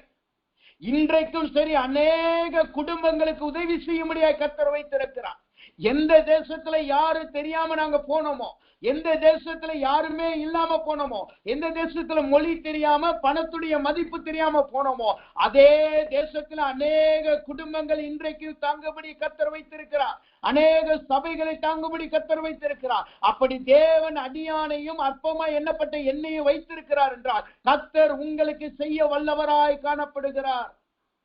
அப்ப தேவன் மீது வைத்திருக்கிற விசுவாசம் மேலாய் நம்மளுக்கு காணப்படணும். ஒரு வியாதி வந்துட்டா, ஒரு போராட்டம் வந்துட்டா, தேவனை விட்டு விலகிட்டு உலகத்தின் காரியத்துக்கு நாம் ஓடக்கூடாது. தேவனினை ரட்சிக்க வல்லவராய் இருக்கிறார், அவர் என் பரிகாரி, அவரே என் சம்பந்தர், அவரே எனக்கு உதவி செய்கிறவர் என்று சொல்லி அவரை நம்பி காத்திருக்கும் பொழுது அந்த சீயோனின் கல் உங்களுக்கு அஸ்திபாரமாய் மாறும். அப்ப இன்றைக்கு நிதானித்து பாருங்க, இன்றைக்கு உங்க வாழ்க்கையை நிதானித்து பாருங்கள். உங்களுடைய வாழ்க்கை இன்றைக்கு எப்படி இருக்கு? உங்க பலத்து மேல, உங்க குடும்ப சொத்து மேல, உங்க ஆஸ்தியின் மேல, உங்களுடைய பேச்சு வளத்தின் மேல, அல்லது உங்களுடைய தாளந்துகள் மீது நம்பிக்கை இருக்கா? இல்ல கர்த்தருடைய வார்த்தையின் மீது நம்பிக்கை இருக்கா? தேவ சமூகத்திலே வந்திருக்கிற நாம் கிறிஸ்துவை பின்பற்றுகிறவர்களாய் நாம் காணப்படணும். நமக்கு உண்டானவைகளை விற்று தரித்தவர்களுக்கு கொடுத்து, அப்படின்னா என்ன அர்த்தம்? நமக்கு உண்டானவைகள் மீது நம்பிக்கை வைக்காமல் கர்த்தர் மீது நம்பிக்கை வைத்து பின்பற்ற வேண்டும். இன்றைக்கு எத்தனை பேருக்கு சீயோனுடைய கல் இடறுதலாய் இருக்கு என்பதை நான் அறியேன். ஆனால் கர்த்தர் இந்த வார்த்தையை சொல்லுகிறார் என்றால் நம்முடைய ஜீவியத்தை நாம் இன்றைக்கு சீர்படுத்த வேண்டும் என்று அவர் விருப்பப்படுகிறார். நாம் வைத்திருக்கிற விசுவாசம் கர்த்தர் மீது இருக்கணும் என்று அவர் விருப்பப்படுகிறார். நாம வைத்திருக்கிற நம்பிக்கை தேவன் மீது இருக்க வேண்டும் என்று விருப்பப்படுகிறார். அது மனிதன் மேலோ, பொருளாதாரத்தின் மீதோ, மற்ற பொருட்கள் மீதோ இருக்கக்கூடாது. அது கர்த்தர் மீது இருக்கிறதாய் காணப்பட வேண்டும். அப்படிப்பட்டவர்களுக்குத்தான் இந்த சீயோனின் கல் இடறுதலின் கல்லாய் மாறாது. சரி, சீயோனின் கல் ரெண்டு விதமாய் செயல்படுகிறது என்று சொன்னேன். அதுல ஒண்ணு இடறுதலின் கல்லாய் செயல்படுகிறது, இன்னொன்னு அஸ்திபார கல்லாய் செயல்படுகிறது. இடறுதலின் கல்லாய் யாருக்கு செயல்படுது? கீழ்ப்படியாதவர்களுக்கும் விசுவாசம் இல்லாதவர்களுக்கும். அப்படிப்பட்டவர்களுக்கு சீயோனின் கல், அவர்கள் தடைகளை தாண்டி வந்திருக்கலாம், அவர்களுக்கு தேவ பலத்தோடு தாண்டி வந்திருக்கலாம். ஆனா கீழ்ப்படியில, விசுவாசம் இல்லைன்னா அந்த கல் அவர்களுக்கு இடறுதலின் கல்லாய் மாறுது.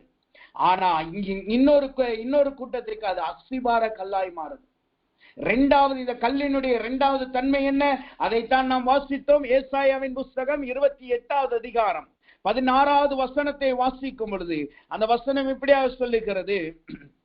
ஏசாயாவின் புஸ்தகம் 28வது அதிகாரம் 16வது வசனம், ஆதலால் கர்த்தராகிய ஆண்டவர் உரைக்கிறதாவது, இதோ அஸ்திபாரமாக ஒரு கல்லை நான் சீயோனிலே வைக்கிறேன், அது பரீட்சிக்கப்பட்டதும் வெளியேற பெற்றதும் திட அஸ்திபாரம் உள்ள மூளை கல்லாயிருக்கும். விசுவாசிக்கிறவன் பதறான். இப்ப நம்ம போராட்டத்தை தாண்டி வந்துட்டோம். எபூசியர்களையும் குருடர்களையும் சப்பானிகளை தாண்டி வந்தாச்சு. இப்ப கர்த்தர் மீது வைத்திருக்கிற விசுவாசம் உறுதியா இருக்கு. அந்த விசுவாசம் உறுதியா வந்த உடனே, அவருக்கு கீழ்ப்படிஞ்சு அவருடைய விசுவாசத்துல உறுதிப்பட்ட உடனே இந்த சீயோனிலிருந்து கொடுக்கப்படுகிற கல் என்னவாய் மாறுகிறதாம்? அது ஒரு அஸ்திபார கல்லாய் மாறுகிறது. அது ஒரு அஸ்திபார கல்லாய் மாறுகிறது. இந்த அஸ்திபார கல் என்பது எதை காட்டுகிறது? அது 1 பேதுருவின் புஸ்தகம் 2வது அதிகாரம் 6வது வசனத்தை வாசிக்கும் பொழுது அந்த வசனம் எப்படியா சொல்லுகிறது? அப்படியே இதோ தெரிந்து கொள்ளப்பட்டதும் வெளியேறப்பட்டதும் மூளை கல்லாகிய சீயோனிலே வைக்கிறேன், அதன் மேல் விசுவாசிக்கிறவன் வைக்கப்பட்டு போவதில்லை என்று வேதம் சொல்லி இருக்கிறது. அப்ப இந்த கல் என்பது எதை காட்டுகிறது? இந்த அஸ்திபார கல் என்பது எதை காட்டுகிறது? அது மூளை கல்லாகிய கிறிஸ்துவை காட்டுகிறது. மூளை கல்லாகிய கிறிஸ்துவை காட்டுகிறது. அப்ப சீயோனில் இருந்து நம்மளுக்கு ஒரு கல் கொடுக்கப்படுகிறது என்றால் எதைக்கு தேவன் கொடுக்கிறார்? கிறிஸ்துவே நம்முடைய வாழ்க்கையில் வருகிறார். நாம் வாசிக்கிற, வாசம் பண்ணுகிற, வாசஸ்தலமாய் மாற்றிக்கொண்ட அந்த சீயோனில் நாம் வாசம் பண்ணும் பொழுது கிறிஸ்துவே நம்முடைய அஸ்திபாரமாய் மாறுகிறார். கிறிஸ்துவே நம்மளுடைய நம்பிக்கையாய் மாறுகிறார். கிறிஸ்துவே நம்மளை நடத்துகிறவரும் நம்மளை தாங்குகிறவருமாய் மாறுகிறார். இந்த கிறிஸ்துவாகிய இந்த அஸ்திவார கல்லுக்கென்று ஒரு தன்மை இருக்குதா? அது என்ன தன்மை? அது எப்படிப்பட்ட கல்லா? அந்த வசனம் சொல்லுது பாருங்க. ஏசாயாவின் புஸ்தகம் 28வது அதிகாரம் 16வது வசனத்தை வாசிக்கும் பொழுது அந்த வசனம் இப்படியே சொல்கிறது. ஏசாயா 28:16 இப்படியே சொல்கிறது, இதோ அஸ்திபாரமாக ஒரு கல்லை நான் சீயோனிலே வைக்கிறேன், அது பரீட்சிக்கப்பட்டதும் விலையேறப்பட்டதும் திட அஸ்திபாரம் உள்ளதுமான. பரீட்சிக்கப்பட்டதும் விலையேறப்பட்டதும் திட அஸ்திபாரம் உள்ளதான. இந்த அஸ்திபார கல் என்பது ஒரு சாதாரண கல் அல்ல. இடறுதல் கல்லு கூட விசுவாசமற்றவர்களுக்கு, கீழ்ப்படியாதவர்களுக்கும் அது ஒரு சாதாரண இடறுதல் கல்லா இருக்கு. ஆனா இயேசுவை பின்பற்றி, இயேசுவை விசுவாசித்து தேவனிடைக்கு வார்த்தைக்கு கீழ்ப்படுகிறவர்களுக்கு இந்த அஸ்திபார கல் எப்படி காணப்படுதா? பரீட்சிக்கப்பட்டதும் விலையேறப்பட்டதும் திட அஸ்திபார கல்லாய் மாறுகிறது. அதற்கென்று 3 குவாலிபிகேஷன் இருக்கிறது. அதற்கென்று 3 தன்மைகள் காணப்படுது. அது முதலாவது பரிசுப்பிக்கப்பட்டதும், 2வது வெளியேற பெற்றதும், 3வது அஸ்திபார திட அஸ்திபாரமா இருக்கிறது. அப்ப பரிசுக்கப்பட்டதல் என்றால் என்ன அர்த்தம்? வசனம் சொல்லுகிறது. இந்த 3 காரியத்தை குறித்து தியானித்து இந்த அஸ்திபார கல்லை நாம் பெற்றுக் கொள்வோமாக. முதலாவதாக பரிசுப்பிக்கப்பட்டது. பரிசுக்கப்பட்டதுன்னா என்ன அர்த்தமா? வசனம் சொல்லுது, சங்கீதங்களின் புஸ்தகம் 26வது சங்கீதம் 2வது வசனத்தை வாசிக்கும் பொழுது அந்த வார்த்தை சொல்லுகிறது, கர்த்தாவே என்னை பரீட்சித்து என்னை சோதித்து பாரும், என் உள்ளந்திரியங்களையும் என் இருதயத்தையும் புடமிட்டு பாரும். பரிசுப்பிக்கப்பட்ட கல் என்றால் என்ன அர்த்தம்? அது சோதிக்கப்பட்டதும் புடமிடப்பட்டதுமாய் காணப்படுகிறது. அது சோதிக்கப்பட்டதும் புடமிடப்பட்ட கல்லாய் காணப்படுகிறது. அப்ப தேவனிடத்திலிருந்து இந்த கல்லை நாம் பெற்றுக் கொள்ளும் பொழுது அது ஏற்கனவே குவாலிட்டி செக் பண்ணப்பட்டுருச்சு, அது ஏற்கனவே சோதிக்கப்பட்டுருச்சு, அது ஏற்கனவே புடமிடப்பட்டுருச்சு. அதை நாம் பெற்றுக் கொள்ளும் பொழுது அது நம்மளுக்கு அஸ்திவார கல்லாய் மாறுகிறது. அப்ப சோதிக்கப்படுதல் புடமிடப்படுதல் என்ன அர்த்தம்? தானியேலின் புஸ்தகம் 1வது அதிகாரம் 14வது வசனம் சொல்லுகிறது, எங்களை சோதித்து பாரும் என்று சொல்லுகிறது. அப்படின்னா என்ன அர்த்தம்? தகுதியா இருக்கிறோமா இல்லையா என்பதை ஏற்கனவே அது அந்த பாதையில் கடந்து சென்றது. தகுதியா இருக்கிறதா இல்லையா என்கிற அந்த தகுதிக்குரிய டெஸ்டிலே சோதிக்கப்படுகிற பாதையிலே அது கடந்து சென்றதாய் காணப்படுது. 2வது பரிசுப்பிக்கப்படுதல் புடமிடப்படுதல் என்ன அர்த்தம்? மல்கியாவின் புஸ்தகம் 3வது அதிகாரம் 3வது வசனம் இப்படியே சொல்லுகிறது. மல்கியாவின் புஸ்தகம் 3வது அதிகாரம் 3வது வசனம் இப்படியே சொல்லுகிறது, அவர் உட்கார்ந்து வெள்ளியை புடமிட்டு சுத்திகரித்து கொண்டிருப்பார். அவர் லேவியின் புத்திரரை சுத்திகரித்து அவர்கள் கர்த்தருடையவர்களாய் இருக்கும்படி நீதியாய் காணிக்கை செலுத்தும்படி அவர்களை பொன்னை போலவும் வெள்ளியை போலவும் புடமிடுகிறார். 2வதாக இந்த கல் பரிசுப்பிக்கப்பட்டதுனா என்ன அர்த்தம்? அது புடமிடப்பட்டுள்ளது. புடமிடப்பட்டுள்ளதுனா என்ன அர்த்தம்? அந்த வார்த்தை சொல்லுகிறது, சுத்திகரிக்கப்பட்டு கர்த்தருடையதாய் மாறி இருக்கிறது. சுத்திகரிக்கப்பட்டு கர்த்தருடையதாய் மாறி இருக்கிறது. இது 2மே கிறிஸ்துவின் வாழ்க்கையில இருந்துச்சு. அவர் பிசாசினால் சோதிக்கப்பட்டார். பரிசேயர்களாலும் சதுசேயர்களாலும் ஆசாரியர்களாலும் அவர் சோதிக்கப்பட்டார்.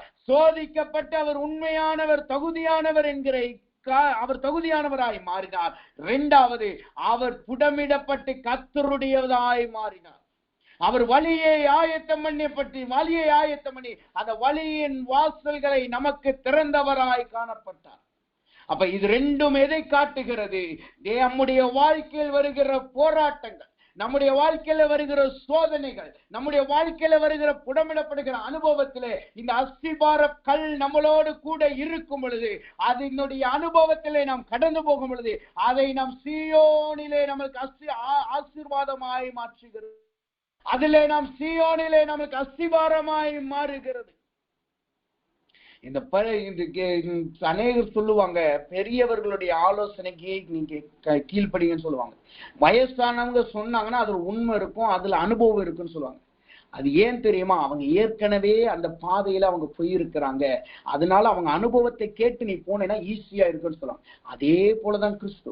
நீங்க இன்னைக்கு போய்கொண்டிருக்கிற, நாம் இன்னைக்கு போய்கொண்டிருக்கிற சோதனைகள், போராட்டங்கள், புடமிடப்படுகிற அனுபவங்கள், இவைகள் எல்லாவற்றிலும் கிறிஸ்து ஏற்கனவே சென்றபடியினால் அந்த சோதனையிலும் புடமிடப்படுகிற அனுபவத்திலும் நம்மளை தாங்குகிறவராய் காணப்படுகிறார். நீங்க இன்னைக்கு யோசிக்கலாம், என் வாழ்க்கையே ஒரு சோதனையாயிருக்கு. நான் ரட்சிக்கப்பட்ட நாள் முதற்கொண்டு இன்னைக்கு வரைக்கும் சோதிக்கப்பட்டுக்கிட்டே இருக்கிறேன். என் வாழ்க்கை ஒரு வெள்ளியும் தங்கமும் நெருப்பிலே உருகுகிறது போல, நெருப்பின் அனலிலே தாங்க முடியாமல் நிலை குலைந்து போகிறது போல என் வாழ்க்கை இன்னைக்கு நிலை குலைந்து போகிற அனுபவத்தில் இருக்கு. நான் உருகி போன நிலைமையில காணப்படுகிறேன். நான் திடமாய் நிற்க முடியவில்லை. நான் ஒரு சுத்தமான பொன்னாய் வெளியிலே காணப்பட முடியவில்லை. நான் நெருப்புக்குள் இருக்கிறவனை போல் காணப்படுகிறேன் என்று சொல்லிக் கொண்டிருக்கலாம். ஆனால் வசனம் சொல்லுகிறது, உங்களை நீங்கள் போன பாதையிலே ஏற்கனவே கிறிஸ்து போனபடியினால், அந்த அஸ்திபார கல்லாகிய சீயோனின் கல் போனபடியினால் இன்றைக்கு அவர் உங்களை தாங்குகிறவராய் காணப்படுகிறார். இதற்கு நல்ல உதாரணம் எது? சாத்ராக், மேஷாக், ஆபேத்நேகோனுடைய வாழ்க்கையில அவர்கள் அக்கினியின் ஊடாய் நடந்து போனார்கள். 7 மடங்கு உளையான அக்கினியிலே தள்ளப்பட்டார்கள். ஆனாலும் கிறிஸ்து அவர்களை சூழ்ந்து கொண்டார். அதனாலதான் மனுஷ ரூபத்திலே 4வது ஒரு மனிதன் அவரோடு உலாவிக் கொண்டிருந்தார் என்று வசனம் சொல்லு.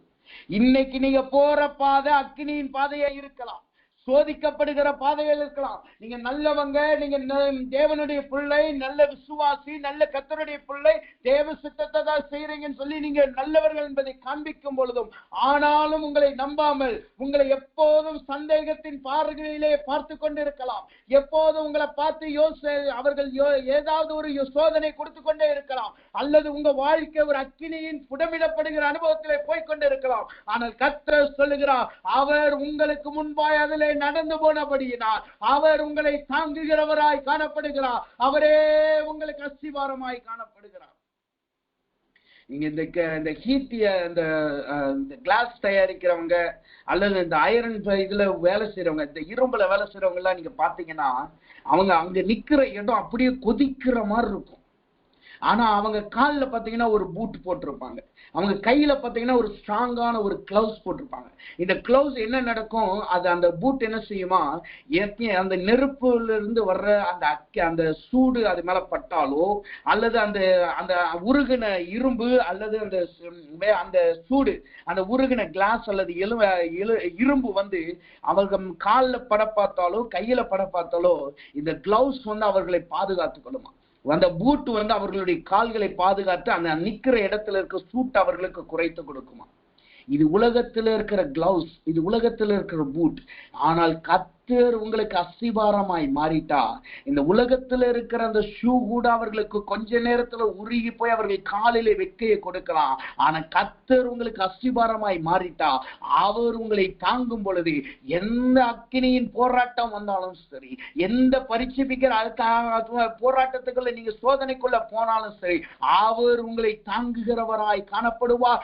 அதிலே உங்களை தேவன் விடுவிக்கிறவராய் காணப்படுவார். அப்ப இன்றைக்கு கர்த்தருடைய வார்த்தை சொல்லுகிறது, இன்றைக்கு தேவன் உங்களுக்கு சீயோனின் கல்லாகிய அஸ்திபார கல்லை கொடுக்கிறபடியினால், அவர் உங்களை தாங்குகிறபடியினால், இந்நாள் முதற்கொண்டு நீங்கள் போய்கொண்டிருக்கிற சோதனைகளோ, நீங்க போய்கொண்டிருக்கிற புடமிடுகிற அனுபவத்திலிருந்து கர்த்தர் உங்களை சூழ்ந்து கொண்டு அவர் உங்களை பாதுகாக்கிறவராய் காணப்படுகிறார். இதுவரைக்கும் நீங்க போராட்டத்தை பார்த்து நீங்க பயந்து போயிருந்திருக்கலாம், அல்லது எவ்வளவுதான் போராடுவேன் என்று தோற்று போயிருந்திருக்கலாம், அல்லது அக்கினியின் சூழ்நிலையை பார்த்து வெக்கலை தாங்க முடியாமல் பலனெல்லாம் இழந்து போயிருந்திருக்கலாம், உருகின அனுபவத்திற்குள்ளாய் கடந்து போயிருந்திருக்கலாம். ஆனால் கர்த்தர் இன்றைக்கு அவர் உங்களை தாங்குகிறவராய் காணப்படுகிறார். சாத்ராக், மேஷாக், ஆபேத்நேகோவை பாதுகாத்த தேவன் அவர்களை சாட்சியாய் வெளியே கொண்டு வந்தது போல இன்றைக்கு கர்த்தர் உங்களை வெளியே கொண்டு வர போகிறார். அதனால் நேபுகாத் நேச்சார் என்கிற ராஜாக்கள் விழப்போகிறார்கள். தேவன் உங்களோடு இருக்கிறார் என்பதை சத்துருக்கள் அறிக்கையிட போகிறார்கள். இதுதான் பரிசீலிக்கப்பட்டதை அனுபவத்தை காட்டுகிறது. இயேசு அந்த அஸ்திபாரக்கல் பரிசீலிக்கப்பட்டபடினால் அது தேவ ஜனங்களுக்கும் சரி புறஜாதிகளுக்கும் அது ஒரு சாட்சியாய் மாறினது. அதைத்தான் வசனம் சொல்லுது, கடைசி நாளிலே அவர் வந்து அவர் தன்னை சாட்சியாய் வெளிப்படுத்தி அவரை விசுவாசிக்காத எல்லாரும் புறம்பான இருளுக்கு தள்ளப்படுவார்கள். என்ன அர்த்தம்? அவரே அந்த சாட்சியாய் மாறுகிறார். இன்றைக்கு கர்த்தர் உங்களை தாங்குகிறபடினாலும், அவர் உங்களுக்கு அஸ்திபார கல்லாகிய பரிசீலிக்கப்பட்ட அஸ்திபார கல்லாய் உங்களுக்கு விளங்குகிறபடினால் அவர் உங்களை சாட்சியுள்ளவர்களாய் மாற்றுகிறார். உங்கள் சத்துருக்கள் இந்நாள் முதற்கொண்டு உங்களுக்கு சாட்சி கொடுக்க போகிறார்கள். இரண்டாவதாக இந்த கல்லினுடைய தன்மை என்னவா? அந்த வசனம் சொல்லுது, ஏசாயா 28:16 சொல்லுகிறது, விலையேற பெற்றதும். விலையேற பெற்றதுனா என்ன அர்த்தம்? எரேமியா புஸ்தகம் 15வது அதிகாரம் 19வது வசனத்தை வாசிக்கும் பொழுது அந்த வசனம் இப்படியாக சொல்லுகிறது, இது நிமித்தம் நீ திரும்பினால் நான் உன்னை திரும்ப சீர்படுத்துவேன், என் முகத்துக்கு முன்பாக நிலைத்திருப்பாய், நீ தீழ்ப்பானது நின்று விலையேறப்பட்டதை பிரித்தெடுத்தால் என் வாயை போல் இருப்பாய். விலையேற பெற்றதுனா என்ன அர்த்தம்? தீழ்ப்பானதிலிருந்து பிரித்தெடுக்கப்படுகிறதை காட்டுகிறது.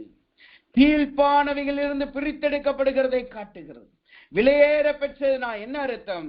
அது தீர்ப்பானவைகள் இருந்து பிரித்தெடுக்கப்படுது. தீர்ப்பானவைகள் என்றால் என்ன அர்த்தம்? அது வசனம் சொல்லுகிறது, வசனம் சொல்லுகிறது அது ஆகாதவன் என்று சொல்லியிருக்கு. தீர்ப்பானவன் என்றால் ஆகாதவன். ஆகாதவன் அவனுக்கு தீர்ப்பானவன் என்று எண்ணப்படுவான் என்று வசனம் சொல்லுது. அப்ப தீர்ப்பானவன் என்பது ஆகாதவன். இதுவரைக்கும் இந்த வஸ்திபார கல் நம்மளுக்கு கிடைக்காம நம்ம எல்லாராலையும் நீ ஒன்னால ஒன்னும் நடக்காது, நீ எதற்கும் ஆக மாட்டாய், நீ ஒன்னும் இல்லை, உன்னை நம்பினா ஒரு காரியமும் நடக்காது என்று சொல்லிக் கொண்டிருந்திருக்கலாம். ஆனால் கர்த்தர் இன்றைக்கு நமக்கு அஸ்திபார கல்லாய் மாறுகிறபடினால் விலையற்ற நம்மளையும் அவர் விலையேற பெற்றதாய் மாற்றுகிறார். அவர் எப்படி விலையேற பெற்றதாய் மாறினாரோ அதே போல் கர்த்தர் உங்களை விலையேற பெற்றவர்களாய் மாற்றுகிறார். உங்களை ஒதுக்கினவர்கள் உங்களை அங்கீகரிக்க போகிறார்கள். உங்களை ஒண்ணுமில்லாதவர்கள் என்று சொன்னவர்கள், நீங்க ஒன்றுக்குள் லாய்க்கில்ல, உன்னை நம்பி எனக்கு என்ன பிரயோஜனம், நீ ஒன்றுக்கும் உதவ மாட்டாய் என்று சொன்னவர்கள் உங்களை பின்பற்றி வரப்போகிறார்கள்.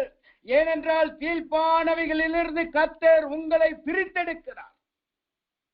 இதுவரைக்கும் உங்க கூட இருந்தவங்க அசுத்தம் உள்ளவர்கள், அல்லது எப்ப பார்த்தாலும் உங்களை கேலி செய்து கொண்டு கிண்டல் செய்து கொண்டு உங்களை துக்கத்தோடு வைத்திருக்கிறவர்கள், அல்லது உங்களை பார்த்து நீ ஒன்னத்துக்கு லாய்க்கல்ல, எதுவும் நீ செய்ய மாட்டாய், உன்னால என்ன நடக்க போகிறதில்ல, நீ ஒன்றுக்கும் பயன்படாத ஒரு வேஸ்ட் என்று சொல்லி இருந்திருக்கலாம்.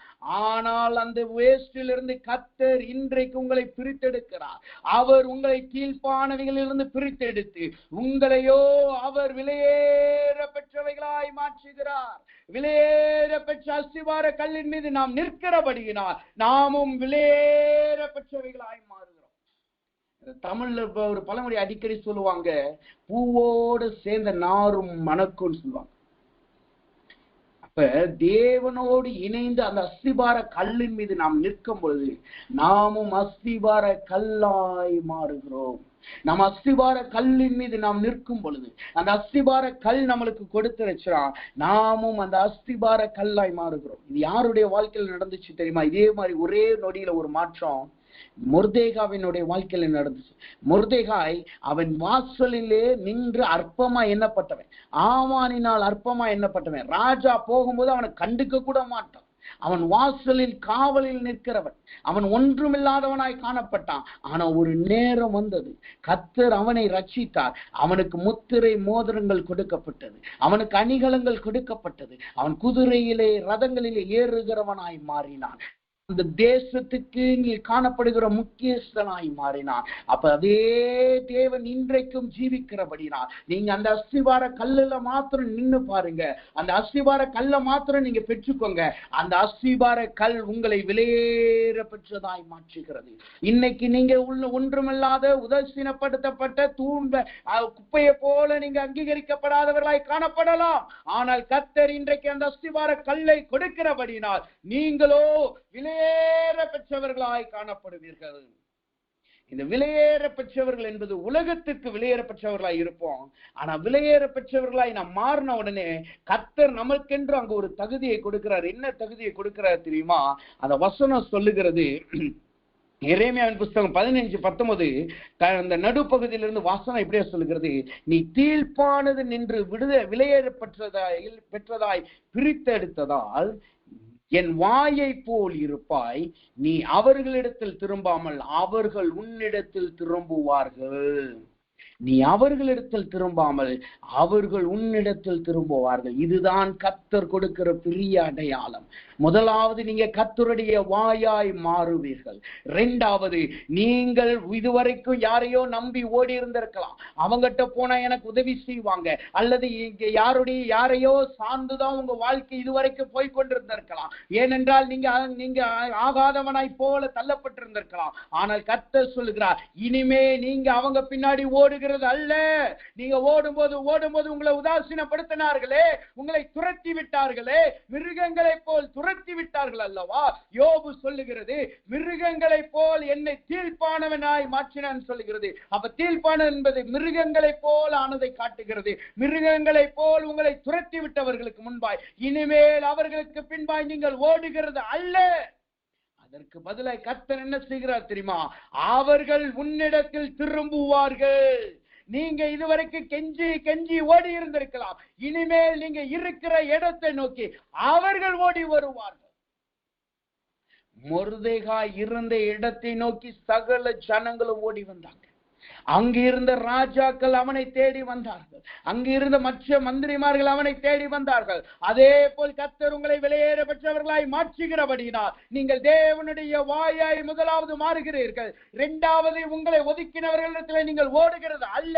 மூன்றாவது, யார் உங்களை உதாசீனப்படுத்தினார்களோ, யார் உங்களை இழிவாய் எண்ணினார்களோ, யார் உங்களை ஆகாதவன் என்று தள்ளினார்களோ அவர்களே உங்களிடத்தில் வந்து உங்கள் தயவை நாட போகிறார்கள்.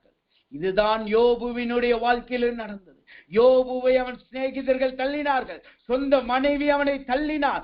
ஆனாலும் கர்த்தர் அவனை ஜெபத்தை கேட்டார். உடனே யோபுவை ஆசீர்வதிக்க ஆரம்பித்தார். யோபுவின் ஜெபத்தினால்தான் சிநேகிதர்கள் தம்பினார்கள்.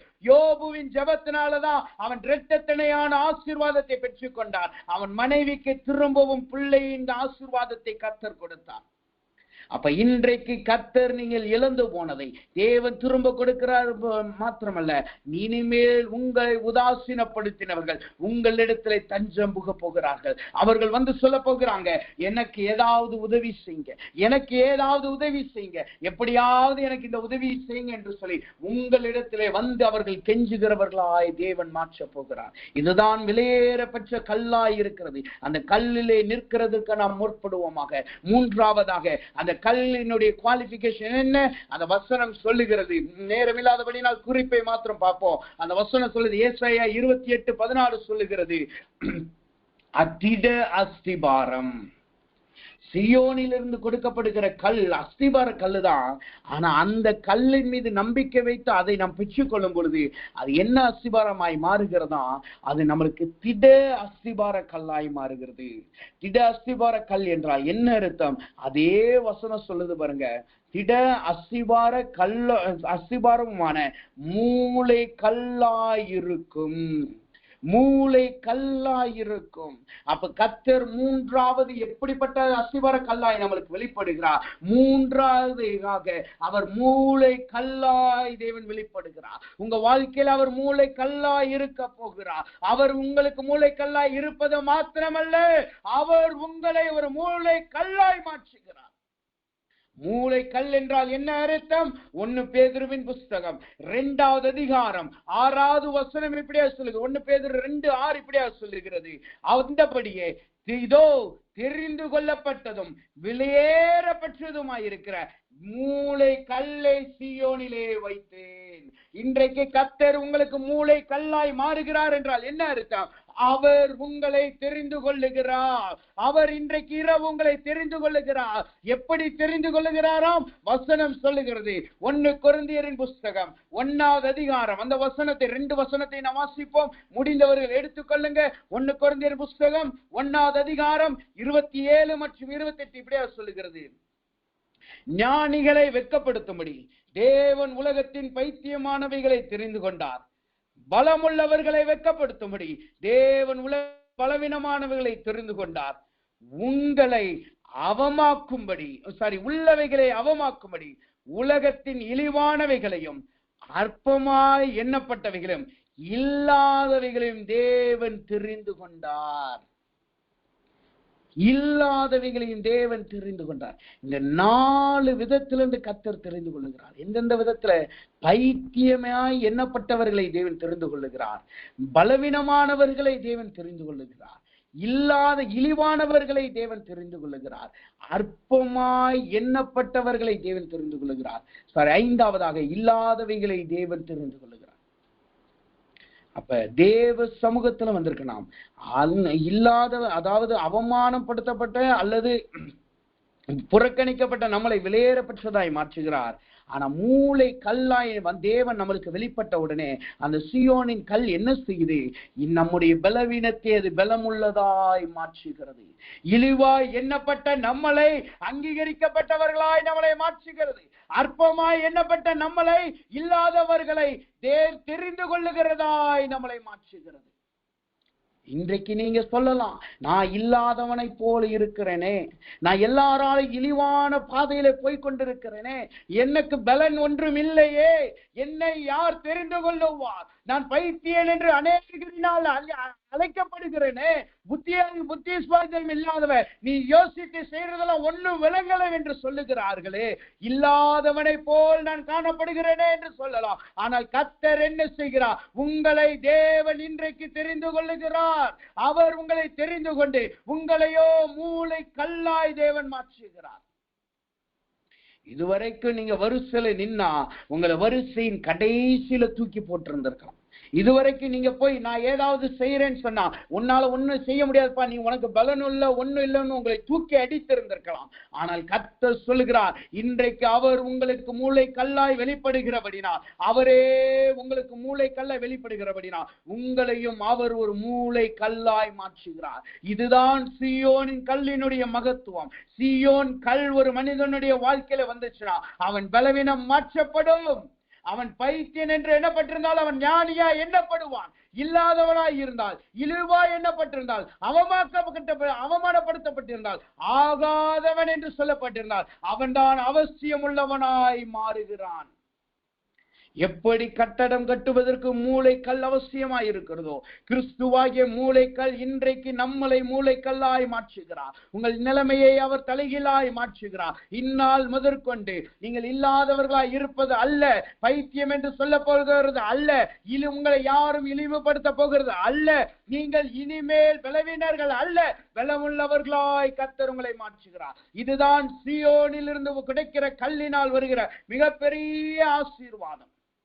அப்ப யோசித்து பாருங்கள், கர்த்தர் இன்றைக்கு சீயோனின் கல்லை கொடுக்கிறார். ஆனா இதுல ஒரு செக் பாயிண்ட் கர்த்தர் வைக்கிறார். இந்த சீயோனின் கல் கிடைக்குது, சீயோனின் கல் நம்மளுடைய நிலைமையை மாத்துது, நம்மளை இழிவுல இருந்து நல்ல செழிப்பாய் நல்ல அங்கீகரிக்கப்பட்டவர்களாய் நம்மளை மாற்றுது, நம்மளை பலவீனத்தெல்லாம் மாற்றுது. ஆனால் கர்த்தர் அங்க ஒரு செக் பாயிண்டை வைக்கிறார். என்ன செக் பாயிண்ட்? நீங்க இந்த மூளை கல்லாய் மாறணும், நீங்க வெளியேறப்பட்ட கல்லாய் மாறணும், பரீட்சிக்கப்பட்ட கல்லாய் நீங்கள் அதிலே பெற்று நீங்கள் ஜெயிக்கணும் என்றால் கர்த்தர் என்ன சொல்லுகிறார் தெரியுமா? அந்த வசனம் சொல்லுது, ஏசாயா 28:16 சொல்லுகிறது, விசுவாசிக்கிறவன் பதறான், விசுவாசிக்கிறவன் பதறான். அப்ப கர்த்தர் மீது உங்க விசுவாசம் வரணும், உங்க பதற்றம் முதலாவது நிற்கப்படணும். நான் நாளைக்கு என்ன செய்வேனோ, என் எதிர்காலம் எப்படி இருக்குமோ, என் பிள்ளைகள் எதிர்காலம் எப்படி இருக்குமோ, இன்னைக்கு நான் ஒண்ணுமில்லாமல் இருக்கிறேனே, யார் என்னை மதிக்கிறா, யார் என்னை அங்கீகரிக்கிறா, நான் பலவீனனா இருக்கிறேனே என்று சொல்லி புலம்புகிற அந்த பதற்றம் முதலாவது நிறுத்தப்படணும். அது நிற்க வேண்டும் என்றால் கர்த்தர் மீது உங்கள் விசுவாசம் பெருகணும். அப்ப சீயோனின் கல் இடறுதலாய் மாறாமல் இருப்பதற்கும், அஸ்திபார கல் உங்களுக்கு கிடைப்பதற்கும், உங்களுடைய நிலைமை மாற்றப்படுவதற்கும் அங்கு முக்கியமாய் எது காணப்படுகிறது? விசுவாசம் தேவையாய் இருக்கிறது.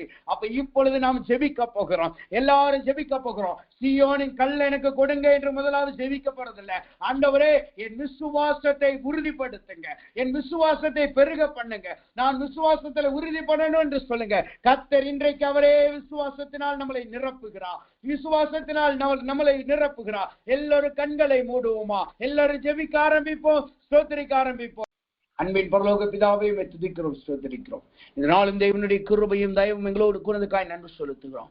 ஆண்டவரே, இந்த நாளிலும் தேவன் எங்களுக்கு இந்த சீயோனின் கல்லை குறித்து தேவன் பேசின வார்த்தைக்காய் நன்றி செலுத்துகிறோம். கர்த்தாவே, எங்க வாழ்க்கையிலே உம்மை விசுவாசிக்காமல் ஏதாவது ஒரு காரியத்திலே நாங்கள் நம்பிக்கை வைத்து போயிருந்தால் இன்றைக்கு உடைய பிள்ளைகளாய் எங்களை நீர் மன்னித்து உமக்குள்ளாய் உறுதிபட கர்த்தர் கிருபை செய்வீராக. உமக்குள்ளாய் உறுதிபட கர்த்தர் கிருபை செய்வீராக. எல்லா இடர்தலின் கல்லை நீர் எடுத்து போடுவீராக. உம்மோடு விசுவாசித்து பதறாமல் காணப்படுகிற அனுபவத்திற்குள்ளாய் கொண்டு செல்வீராக. உடைய பிள்ளைகள் வாழ்க்கையிலே நீரே அஸ்திபாரமாய் காணப்படுவீராக. ஆண்டவரே, ஆண்டவரே, இல்லாதவர்கள், ஆண்டவரே, ஒன்றுக்கு உதவாதவர்கள் என்று தள்ளினவர்களை, ஆகாதவர்கள் என்று தள்ளினவர்களை இந்நாள் முதற்கொண்டு ஞானிகளாயும் பலவான்களாயும் ஐஸ்வர்யவான்களாயும் பொருளாதாரத்தில் சிறந்தவர்களாயும் ஆண்டவரே மற்றவர்களுக்கு உதவி செய்கிறவர்களாயும் இவர்கள் மாற்றுவீராக. இவர்கள் இந்நாள் முதற்கொண்டு உம்முடைய வாயாய் மாறட்டும். கர்த்தாவே, இவர்களை புறம்பே தள்ளினவர்கள் இவர்கள் பட்சம் ஓடி வருவார்களாக. அப்படி நீ செயற்காய் நன்றி செலுத்துகிறோம். இதை நீ சாட்சியாய் நீ மாற்றி கொடுக்கிறாங்க. எல்லா துதி கன மகிமை நமக்கே செலுத்துகிறோம். இயேசுவின் நாமத்தில் ஜெபிக்கிறோம் நல்ல பிதாவே. ஆமேன், ஆமேன்.